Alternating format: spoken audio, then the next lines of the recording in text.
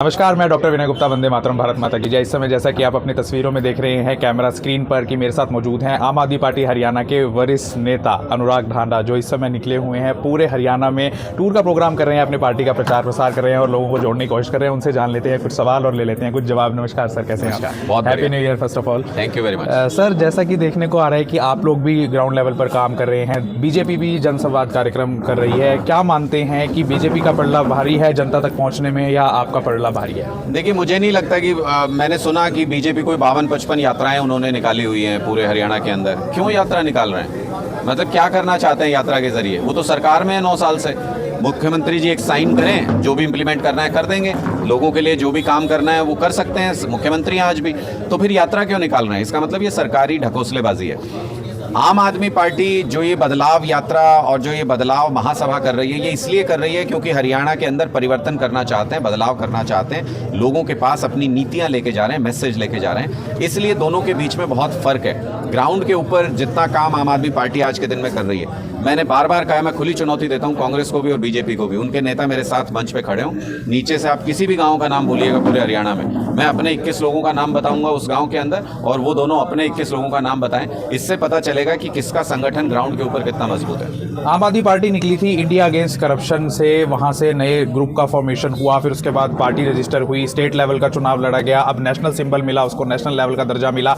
ये एक चेंज था कि राजनीति से हटके अरविंद केजरीवाल आए हैं, आम आदमी पार्टी आई है। लेकिन जो ये इंडिया गठबंधन हुआ है बीजेपी से लड़ने के लिए, कितना सही मानते हैं कि ये सही फैसला है? क्योंकि उन्हीं दलों के साथ आप जाकर मिल गए जिनके खिलाफ में आपने एक नई पार्टी की शुरुआत की थी। ये बिल्कुल सही फैसला है। इसको इस तरीके से समझ सकते हैं आप कि पूरा देश लोकतंत्र जो है वो संविधान से चलता है। बाबा साहब अंबेडकर जी ने बहुत सोच समझ के, बहुत कंसीडर करके अच्छे से उसको कंपाइल किया। जब आप संविधान बदल देंगे, देश के लोकतंत्र के साथ खिलवाड़ करेंगे, तो फिर ना कोई पॉलिटिकल पार्टी रहेगी, ना कोई चुनाव होगा, ना आपके पास ऑप्शन होगा कि अच्छे और बुरे में से किसी एक को चुन लें। तो सबसे पहले तो संविधान बचाना जरूरी है। ये आज के दिन में ये नौबत आ गई है। मोदी सरकार संविधान को बदलना चाहती है, लोकतंत्र के साथ खिलवाड़ कर रही है। आपने देखा कि चुनाव आयोग में कैसे अपने लोगों को बिठाने का रास्ता निकाल लिया, सुप्रीम कोर्ट के चीफ जस्टिस को बाहर कर दिया। कोई भी ऐसी चीज दिल्ली की सरकार के फेवर में सुप्रीम कोर्ट ने डिसीजन दिया, इन्होंने बदल दिया 48 घंटे के अंदर। कोई भी ऐसी चीज जो लोकतंत्र के साथ खिलवाड़ करे, पहले उससे टकराओ। बड़ी मुश्किल से ये आजादी मिली है, इसलिए इंडिया गठबंधन इस सोच के तहत बना है कि इस लोकतंत्र को बचाना है। जब ये लोकतंत्र बचेगा तो अच्छे बुरे की लड़ाई तो लड़ते रहेंगे। बात नहीं, लोग कह रहे हैं कि पहले सीएम बनना चाहते थे, अब पीएम बनना चाहते हैं, इसलिए उन्होंने इंडिया गठबंधन का रास्ता अपना लिया है। देखिए, जो सीएम और पीएम बनना चाहता है वो राजनीतिक समझौते करते हुए चलता है। अरविंद केजरीवाल जी देश बदलना चाहते हैं। जो अब मोदी जी ने जब पीएम बनना चाहते थे, मोदी जी तो कभी ऐसा टकराव तो मोल नहीं लिया किसी सरकार से, कभी जेल तो नहीं गए मोदी जी, कभी मैं आपसे पूछना चाहता हूं कि ये जिस तरीके के बदलाव हमने स्कूल, अस्पताल, बिजली, पानी में किए, कभी मोदी जी ने तो नहीं किए। इसका मतलब अरविंद केजरीवाल जी महत्वपूर्ण नहीं है, आम आदमी पार्टी महत्वपूर्ण नहीं है, कोई भी पार्टी या कोई भी व्यक्ति महत्वपूर्ण नहीं है, देश महत्वपूर्ण है। देश में बदलाव के लिए ये सारी राजनीतिक लड़ाई लड़ रहे हैं। हम तो आना भी नहीं चाहते थे राजनीति में, हम तो आज भी कहते हैं, आज जो हरियाणा में सरकार है वो सारे सरकारी स्कूल अच्छे कर दे, सारे सरकारी अस्पताल अच्छे कर दे, बिजली मुफ्त कर दे, पानी मुफ्त कर दे। हमको क्या जरूरत है आने की? लोगों को हमें वोट देने की क्या जरूरत है? उन्हीं को दे देंगे। लेकिन वो नहीं करते, इसलिए आम आदमी को पॉलिटिक्स के अंदर आना पड़ा, और अब आम आदमी आ गया तो आम आदमी के सामने कोई नेता टिक नहीं सकता, इसलिए पूरे देश में फैलते जा रहे हैं। We are heading towards the 2024 and there are Lok Sabha elections also and Haryana Vidhan Sabha elections also. When there is a need of the members to unite it more and more with the Aam Aadmi Party, in that situation, some of the members are going against the party. They are getting separated from the party. May it be Chitra Sarwara with her father, may it be some of the candidates who were fighting the chairmanship elections in Kathal. There is the news that they are joining some other party. What you have to say on that the members are getting separated from Aam Aadmi Party? देखिए, मैं here and से पे तो comment नहीं करूंगा, लेकिन जो लोग छोड़ के गए हैं, मैं आपको ये बताना चाहता हूं, पंजाब में भी ऐसे बहुत से लोग थे। मैं कईयों के नाम लूंगा, हमारे पार्टी के अध्यक्ष भी रहे, सीनियर पोजीशन पे भी रहे, और वो छोड़ के चले गए। नहीं था नसीब में उनके पंजाब को बदलना, पंजाब की सरकार में आना, बड़े बड़े काम करना। ये ऊपर वाला सब तय करता है। जो लोग इस बदलाव की लड़ाई का प्रेशर नहीं झेल सकते, आपको पता है ना कितना प्रेशर है, रोजाना मोदी सरकार, केंद्र सरकार, सारी एजेंसियों को लेकर पीछे पड़ी रहती है। सबके बस की बात नहीं है ये जुनूनी लड़ाई लड़ना। सर पे कफन बांध के जो निकले हैं वही आगे बढ़ सकते हैं। इसमें एक ट्रेन है जिसका, ये आम आदमी पार्टी की ट्रेन है जिसका फाइनल डेस्टिनेशन है हरियाणा सरकार का शपथ ग्रहण समारोह। ये ट्रेन तो वहीं जाके रुकेगी, लेकिन बीच के कई स्टेशन पे कुछ लोग चढ़ेंगे, कुछ लोग उतरेंगे भी। सबका स्वागत है, सबको शुभकामनाएं, लेकिन उससे ट्रेन नहीं रुकने वाली, ट्रेन फाइनल डेस्टिनेशन पे पहुंच के रुकेगी। Which constituency you will choose to fight elections in the upcoming legislative assembly elections? मैंने हमेशा ये कहा है, हमारी जिम्मेदारी पूरे हरियाणा के अंदर संगठन को और पार्टी को मजबूत करने की है। हम दिन रात उस काम में लगे हैं। हमारे नेतृत्व, हमारे नेता जिस भी पूरे मैप पे हरियाणा के जिस कॉन्स्टिट्यूंसी पे उंगली रख देंगे, वहां से पार्टी को जिता सकें, ऐसी तैयारी हम लोग कर रहे हैं। इसलिए हमारी अपनी कोई इच्छाएं नहीं है, जो पार्टी आदेश देगी, जहां से आदेश देगी, वहीं से लड़ने के लिए तैयार। What will be the eligibility criteria to distribute tickets by the Aam Aadmi Party? Muscle power, money power, man power, what? Only one criteria, that is common man power. Constituency के अंदर पूछेंगे सब लोगों से, जिसको लोग कहेंगे कि ये सबसे सुइटेबल कैंडिडेट है आम आदमी पार्टी के लिए, ये आदमी आम आदमी पार्टी को सही रिप्रेजेंट करता है और जीत सकता है, उसको टिकट देंगे। हर कॉन्स्टिट्यूंसी के अंदर यही फॉर्मूला है। पहली ऐसी पार्टी है जो लोगों से पूछ के अपनी टिकट का फैसला करती है, और इसलिए हमारे फैसले इतने सही निकलते हैं कि दिल्ली के अंदर 70 में से 67 सीटें जीते और पंजाब के अंदर 92 सीटें जीत के सरकार बनाई। इसलिए ये फैसले सही निकलते हैं क्योंकि लोगों की राय से होते हैं। Some of the Rajya Sabha members, when they were selected for the Rajya Sabha, some of your old party members were saying that they were not selected because the people who have money power were selected for the Rajya Sabha. What you have to say on that? Why this criteria was not applicable to them?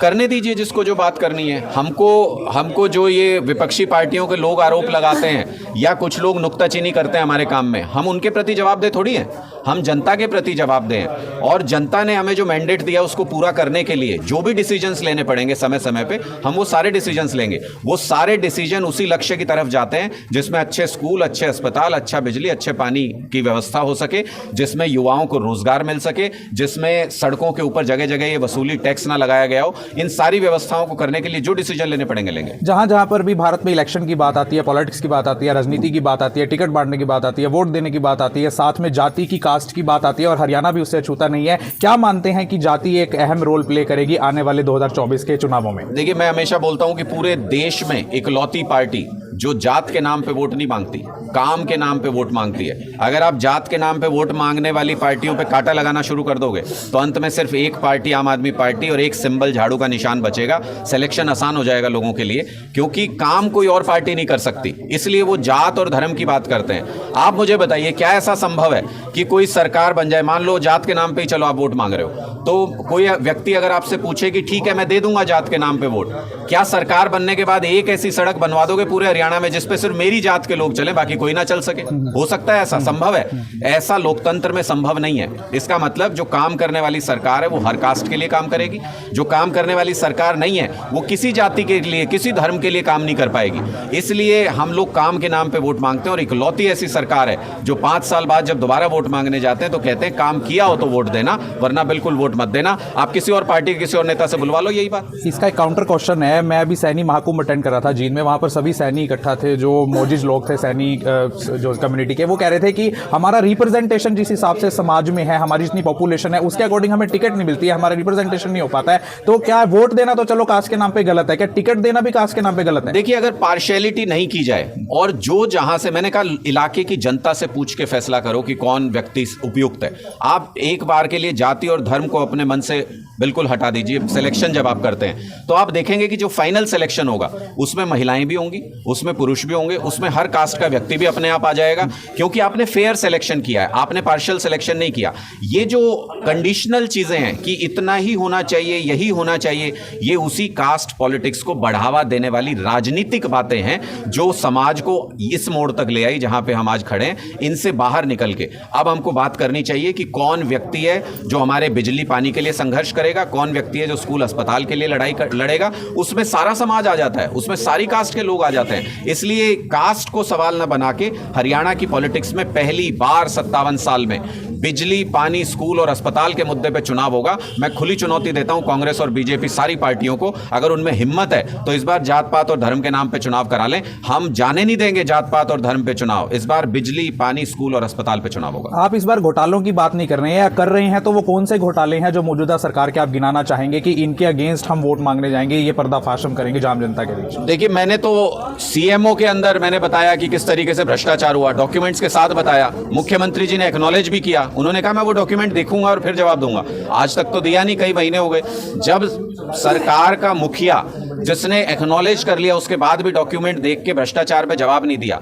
जो मुख्यमंत्री गीता की झूठी कसम खाते हो विधानसभा के अंदर, ये कहते हो कि एक भी भ्रष्टाचारी को बख्शेंगे नहीं, वो जैसे महाभारत में था ना कि अश्वत्थामा हतो इति, नरो व कुंजरो व मंदे से कह दिया था, मंदी आवाज में सुनाई नहीं दिया। ऐसे ही मुख्यमंत्री जी ने कहा गीता की कसम खाता हूं एक भी भ्रष्टाचारी को बख्शूंगा नहीं, लेकिन मंदी आवाज में बाद में बोले सबको अच्छी पोस्टिंग दूंगा। उसके 4 दिन बाद सारे जो आईएएस जो पकड़े गए थे उन सबको अच्छी पोस्टिंग दे दी। तो मुझे लगता है कि ये जिस तरीके से जो धर्म की जो गीता की झूठी कसम खा सकते हैं, इंसान क्या है जो धर्म को धोखा दे दे, वो इंसानों को तो दे ही देंगे। दिल्ली में आम आदमी पार्टी ने कांग्रेस के साथ गठबंधन करके सरकार बना ली थी। अगर हरियाणा में मेजोरिटी नहीं मिलती है तो कौन सा दल चुनेंगे? बीजेपी, कांग्रेस, आईएनएलडी, जेजेपी या लोकतंत्र सुरक्षा पार्टी, लोकहित जनता पार्टी? कौन से दल को चुनेंगे कि गठबंधन इनके साथ कर लेंगे? हरियाणा में एक तरफा बहुमत की सरकार बनाने जा रही है आम आदमी पार्टी। एक तरफा बहुमत मतलब कि दूसरी पार्टियों को अपनी जमानत बचाने के लिए संघर्ष करना पड़ेगा। इस तरीके का वैक्यूम हरियाणा के अंदर क्रिएट हो चुका है। लोग इतने त्रस्त हैं इन पॉलिटिकल पार्टियों से, कोई गुंजाइश ही नहीं किसी गठबंधन के बारे में सोचने की जरूरत नहीं। किसी के पास गठबंधन में हमें कोई सहयोग देने के लिए सीटें ही नहीं होंगी। इतने बड़े मैंडेट से हरियाणा में चुनाव जीतने जा रहे हैं 2024। अनुराग ढांडा, अपने आपको भविष्य में कहां देखते हैं? पार्टी का कार्यकर्ता, संगठन का पदाधिकारी, विधायक, मंत्री, कैबिनेट मंत्री, डिप्टी सीएम या सीएम? मैं अरविंद केजरीवाल जी की सेना का वो सिपाही हूं जो इस बदलाव के लिए अपनी जान भी कुर्बान कर सकता है। सर पे कफन बांध के निकले, जहां पार्टी का आदेश होगा वहां पे अपनी सेवाएं देंगे। जहां ये कहेंगे उस जगह जाके प्रचार करना है, यहां झाड़ू लगानी है, इसको हाथ जोड़ना है, वो सब करेंगे जो पार्टी आदेश देगी। जी, तो ये थे हमारे साथ अनुराग ढांडा, वरिष्ठ आम आदमी पार्टी के नेता। अब देखना ये है कि इनका जो ध्येय है, जो टारगेट है, वो किस हद तक पूरा हो पाता है जो ये चाहते हैं। मैं डॉक्टर विनय गुप्ता, वंदे मातरम, भारत माता की जय।